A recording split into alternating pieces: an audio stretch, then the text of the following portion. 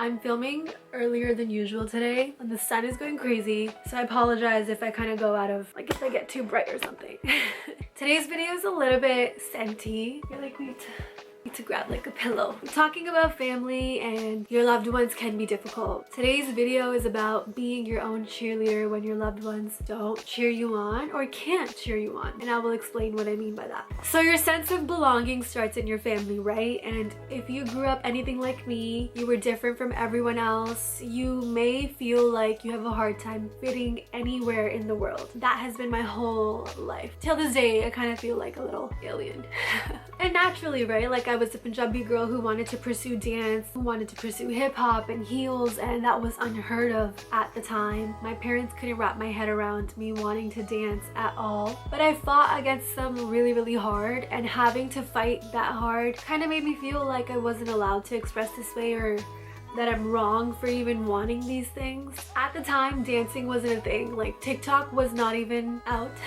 I'm giving away my age. Instagram had just started, so a creative career was kind of far-fetched. But my parents eventually realized that I am stubborn and I'm gonna do what I want anyway. So we made a deal that I would finish my bachelor's and then I would get to do whatever I want. And although that's exactly what took place, I can't say I was thoroughly encouraged to go after my dreams. They were always still kind of waiting for me to just pick a different path in life, and they made peace with my stubbornness. But in my lowest moments, at my loneliest, at my most discouraged, I couldn't share my struggles with them because I didn't want to give them an opportunity to tell me to quit. So I had to be my own cheerleader, and that's where I learned how to do it. But let me just say that my parents are wonderful. They're sweethearts. They have given me everything they could possibly give me. They know how to love a certain way, and they have loved me in that way. They've given me a good life, an education, stability, food, water, shelter. They've made up for so many of my mistakes. They've helped me pick myself back up in so many other ways. So this is not to say that my parents are bad parents. My parents are great. They came here to give me a better life, and they succeeded. However, because they were so busy providing this life, they weren't able to meet my emotional needs. And that's the difference. I've used Maslow's hierarchy of needs to understand this concept. When your basic needs are met, you can now focus on belonging, love, self-esteem. But when those needs are not met, you're not thinking about how to love yourself or other people. You're just thinking about, I need food on the table, I need a place to live, I need a job, I need stability, I need clothing, my kids need these things. So my parents were functioning at the bottom, trying to give us this really good life. And because I got that, I am now able to think about the love and belonging aspects of my life. So I think that's a really beautiful privilege. So I don't know if that perspective helps you, but that's how I have made peace with the upbringing that I've had, and it helps me have compassion for my entire family, actually. But with that being said, I still had to keep my own dreams and desires and authentic self alive. There were a lot of moments when I had huge accomplishments in my life, like choreographing for Diljit or dancing with AP, and I hesitated to tell my parents because I didn't want their reaction to be kind of mediocre. And eventually when I did tell them, they were happy for me, they were excited for me. But this is just how some parents work. The accomplishment is no longer an accomplishment when some time has passed. And that mindset made me feel like what I'm doing doesn't matter. I just had to come up with my own system of cheering myself on. So here's how I came to peace with the situation and have found light at the end of the tunnel. The first thing that I did was I had to shift my identity. I had to get clear on who I was as a human being. No labels. Whenever I viewed myself as a Punjabi girl, I felt very limited. I don't really feel good saying that. Everyone would be like, Punjabi girls don't dance this way. You're disgracing Punjabi culture. You're disgracing your family. You're asking to be disrespected. That one was crazy. Respect is about how I carry myself, not how I move my body. And how I carry myself, it is amazing. It is spectacular. And you have to see me in person and know me personally to understand how I carry myself. So instead of narrowing my identity down to a brown Punjabi girl, I went vague and I said, okay, I'm a human being. At my core, I'm a human being. I'm a soul. What does this human being want? So that's what I would ask myself. What do you truly desire? What would you do if there were no consequences to your actions? What do you want your life to look and feel like? These answers, if they don't harm anyone else, they are the key to your authentic self. No one can take being Punjabi away from me. I'm Punjabi.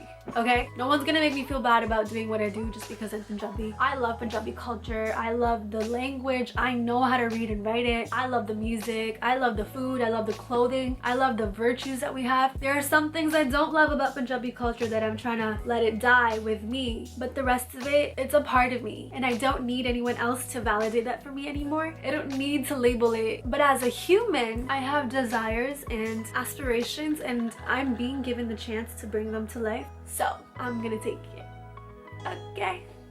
Number 2, it kind of ties in with number 1, but you have to know yourself, your morals, and your values. If you don't know who you are, the world will tell you who you are. I have let the world tell me that I am shameful, I am horrible, I'm a waste of space, I am just, again, so many mean things, and I believed them for a very long time because I didn't know myself. And oftentimes we feel like we are in the wrong if what we desire and what we want to do is different than what other people around us want to do.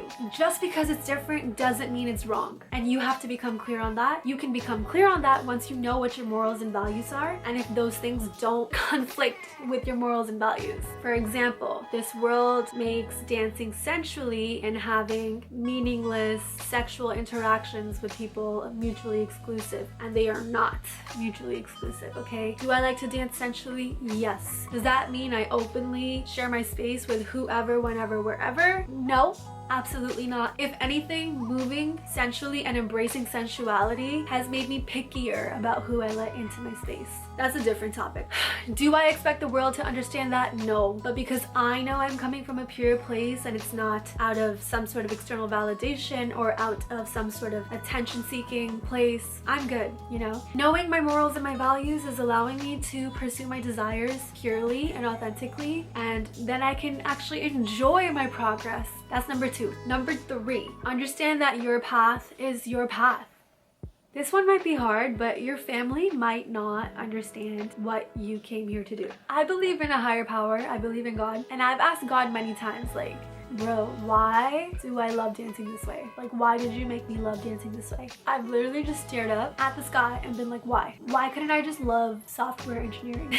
Why am I so emotional? Why do I see injustice so much? Why do I care about the equality of women in the household when the other women don't even care? So many things that I've just questioned, and I gave myself different answers, like, I'm the black sheep. I'm here to end generational trauma. I gave myself some sort of like savior complex that I was here to like do some really, really big things. And although those things are the byproduct of me living this way, I came to understand that my path is just my path. I came to understand that God is talking to you through these visions, through the intuition, through the inklings that God is sending to you, and only you are supposed to receive them. These visions and this intuition, it's for you to feel, for you to see, and for you to carry through. And if other people can't even see this stuff or feel this stuff, how can they encourage you towards it? You have to have the courage to see these things through. Just understand it's between you and God. Number 4, accept and grieve. We all dream of this perfect family where we all love each other and support each other and we're connected to each other, and that's all great, but reality is different sometimes. Therapy and healing will tell us that our parents should have done this, this, and this. Families should be like that. And in a perfect world, I agree, that would be great, but our families and our loved ones are human beings, therefore they are flawed. They have their own conditioning to work through, they have their own trials and tribulations of this lifetime to go through.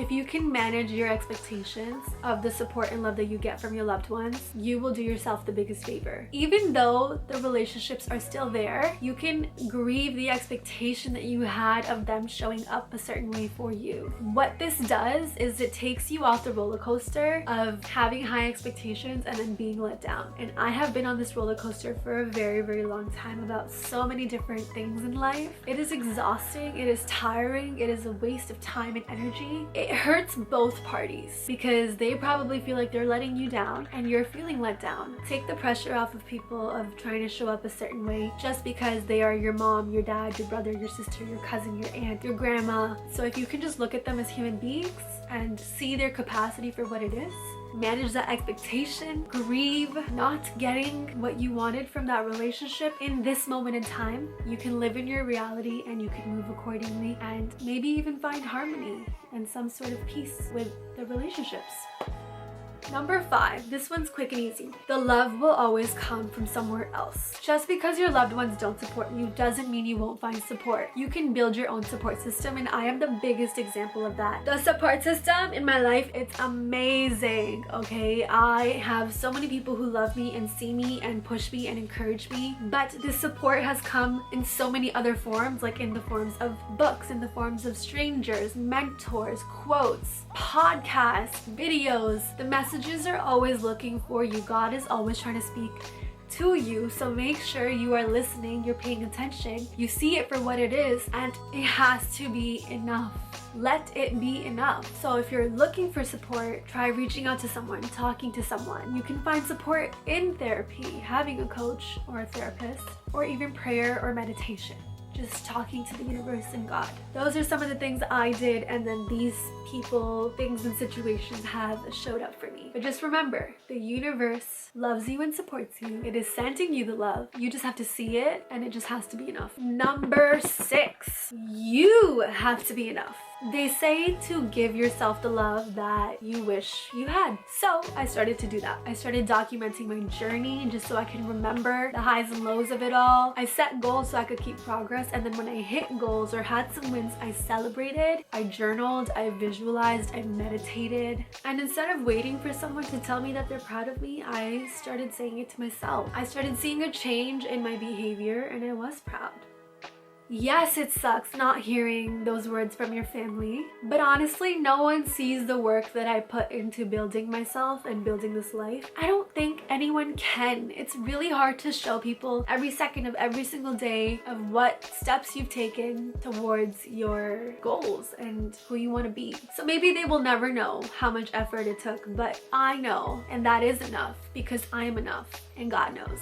So it's between you and God. I'm at a point where I will always choose my truth over my family's approval. And I love that for me. The last thing is something I tell myself very, very often. Whatever you need, you have. And whatever you desire, you will receive. A lot of times we'll say like, oh, if I had the love and support, I would do this. If I had the camera, I would do this. If I had the money, I would do this. If I had whatever, I would do whatever. And I think those are just our excuses. If I called a friend to talk about something and they didn't pick up, I don't need to talk about it right now. I've really tried to adapt that whatever I need, I have, and make do with what I have versus waiting until something more or better comes along, or waiting to be in a different position or situation to do something. One thing I would ask anyone watching is, do you think it's possible for you to see the lack of support in your life as a redirection towards self-reliance and resilience? Sometimes not having external validation forces us to develop internal validation. Not only is that more sustainable, but it's more valuable. It teaches us to rely and build a connection with ourselves and our intuition. That sureness and certainty of being able to rely on just yourself and what you are thinking and feeling, it is untouchable. It's something that no one can take away from you. So maybe the lack of support is a blessing. So these are my 7 tips. If you feel alone, I see you, I hear you. I can't say that any of this is easy to implement. It takes time, it takes awareness, it takes wanting to change. I know it's hard, but don't let it stop you. Don't let the difficult challenges get in the way of the life that you desire, of who you desire to be. You will find your cheerleaders, but until then, be your own. We only get this one life, you know, we don't get a do-over. That is all. I will talk to you guys soon. One love. Peace.